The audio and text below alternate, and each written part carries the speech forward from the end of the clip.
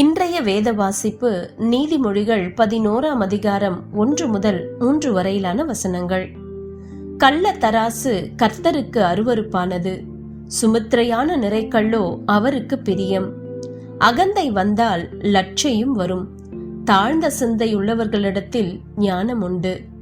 செம்மையானவர்களுடைய உத்தமம் அவர்களை நடத்தும், துரோகிகளின் மாறுபாடோ அவர்களை பாழாக்கும்.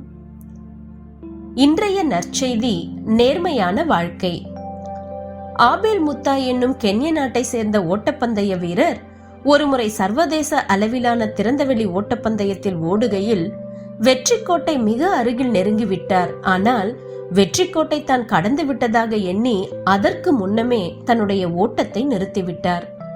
அவருக்கு பின்னாக 2வது இடத்தில் ஓடி வந்த ஸ்பானிய ஓட்டப்பந்தய வீரர் இவான் பெர்னாண்டஸ் அனையா தனக்கு முன்னாக ஓட்டத்தை நிறுத்திவிட்ட முத்தாயின் தவறை புரிந்து கொண்டார். அந்த சூழ்நிலையை தனக்கு சாதகமாய் பயன்படுத்தி முந்திக் கொண்டு ஓடாமல் முத்தாயை தன்னுடைய தோள் மீது சாய்த்து அவரை முன்னாக ஓடவிட்டு தங்க பதக்கத்தை அவர் பெறும்படி செய்தார். ஏன் வெற்றி வாய்ப்பை தவறவிட்டீர்கள் என்று நிருபர்கள் அனையாவிடம் கேட்டபோது முத்தாய்தான் ஜெயிக்க வேண்டும், நான் அல்ல என்று பதிலளித்தாராம். என்னுடைய வெற்றிக்கான மதிப்பு என்ன, பதக்கத்தின் மதிப்பு என்னவாகும், என்னுடைய தாயார் என்னை பற்றி என்ன நினைப்பார்கள் என்றார்.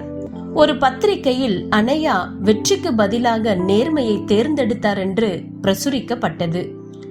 நீதிமொழிகள் நேர்மையாய் வாழ தீர்மானிக்கிறவர்கள் தங்களுடைய வாழ்க்கையில் பொருத்தமானதை விட உண்மையை தேர்ந்தெடுப்பார்கள் என்று சொல்லுகிறது.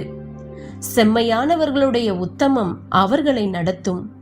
நேர்மையாய் வாழ்வது என்பது சரியான வாழ்க்கை பாதை மட்டுமல்ல, மேன்மையான ஒரு வாழ்க்கையை நமக்கு வழங்குகிறது.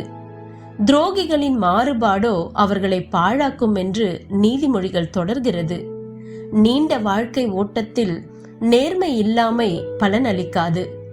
நம்முடைய நேர்மையை கைவிட்டால் தற்காலிக வெற்றி நிஜத்தில் தோல்வியே.